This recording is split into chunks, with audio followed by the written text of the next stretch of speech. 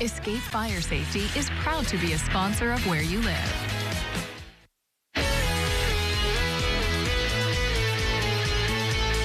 We are here in Coopersville celebrating Fire Prevention Month, and I'm thrilled to have Chief Crow with us today. And tell me what your community is doing to just empower people to be smart about fire safety. Well, Miranda, we're very happy to have you here at the Coopersville Polkton Fire Department. There's a lot of things that we do to promote fire safety, including installing smoke detectors and carbon monoxide detectors in homes. We'll be in the schools next week talking to the children about fire prevention safety, along with this year's theme of cooking, because that's one of the leading causes of house fires in Michigan. And we'll be talking to them about ways in which they can keep their homes safe when they're cooking or their parents are cooking in that home. You know, why do you think it is so important that we start young, that we talk to our little ones about this important topic? I think it's really important because as they grow older and they have kids, they'll remember these messages, and hopefully we can help reduce the amount of home fires from cooking in the future.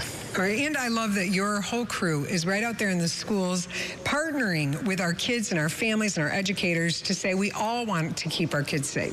Yes, we think it's great that the schools allow us in there. We even partner with Wright Talmadge Fire Department because they're part of the school district, so they come in and help us provide that safety message as well. Well, keep up the great work. I love it. Thank you. All right, now let's talk about cooking fires. My friend Michael McClure is joining us from Escape Fire Safety. Good to see you, Michael. Hello. Hello, Miranda. How are you? Good. You know, when I hear that cooking is one of the major concerns when it comes to starting fires in the home, I'm kind of startled by that. Well, the kitchen, rather, is where we gather for meals, where we gather for conversation. We need to play it safe when we're talking about cooking fires and making sure we stand by our pans. So I brought some pans today, and you and I can actually demonstrate what to do if a fire were to occur on the stove. It's very simple, but we want to make sure we keep these safety tips in mind. All right, let's do it. We have some pans here, and stand by your pan is pretty cute. I get this lovely little this mitt. Why is a mitt so important? So a mitt's important so we don't get burned. Think of this pan that it may be having grease that's caught fire, and we need to smother the flame. We need to remove the oxygen. So a good way is we want to stay safe, and we want to make sure that we smother that fire and put a lid on it. All right, so how do we do it? So we're going to pick the lid up.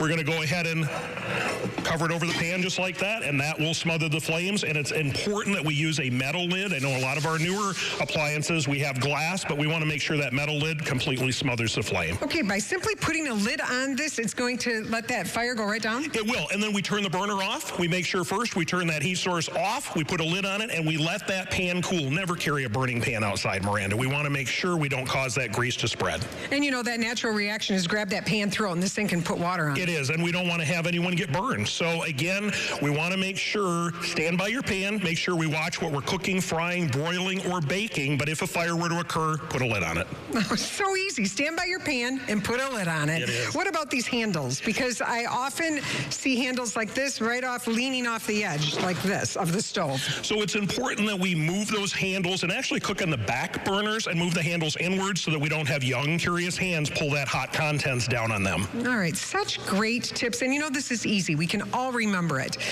Another thing I love is when we come together to celebrate all of our good friends. And Robin is joining me from Bigby. Hello. Hello. You know, you brought out quite a display today for our firefighters here in Coopersville. I did. I brought out some wonderful Bigby coffee, some muffins, some donut holes to help celebrate our wonderful heroes. Oh, isn't that cool? Well, let's look at our wonderful heroes. Come on over, guys.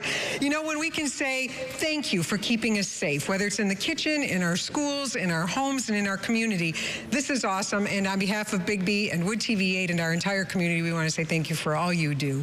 Now, Jason, you and I met a while ago. Yes, ma'am. Where did we meet? Tell me about that. We met in Grand Rapids, and we were working with Dr. Fauner, and we were about Make-A-Wish Foundation.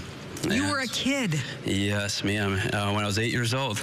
And you were fighting cancer. Yes, ma'am. And today you are here as a firefighter in Coopersville. How did your childhood cancer experience and Make-A-Wish help you become the person you are today, out there helping our community? Yeah, that's a great question. I love working with my team, and that started my journey when I was around 8 years old, and it continues to be my passion. Oh, thank you for all you do, and it's so good to see you again. Thank you so much. It was wonderful seeing you too. Now, if people are saying, I'd love to bring my kid to a fire station sometime, that looks like fun. Chief Chief, come on up. You've got something special for folks.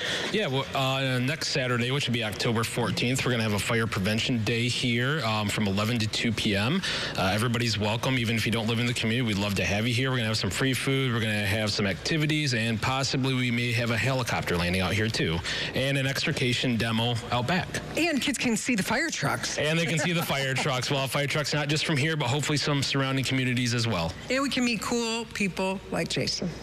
That is correct. You can meet cool people like Jason and many others. And many others. Thank you so much. Well, when you speak about a party coming together, and let's have some Big B, let's eat some donuts, and let's celebrate the good work being done here in the community. And Michael, thank you so much for everything you're doing all month long. We're going to be talking fire safety and beyond. We will, and we want to remember our families have those working smoke alarms, Miranda. Last year, again, 2022, we ended with a 23% increase in home fire deaths. So it's important, and our good friends from First Alert continue to provide those solutions to keep our families safe. I love it. If you've got questions, you can always pick up that phone, call your local fire department, talk to them about your fire prevention tips for your family. Thanks so much, guys. Let's enjoy some Big B coffee, and I hope you and your family have a great day where you live.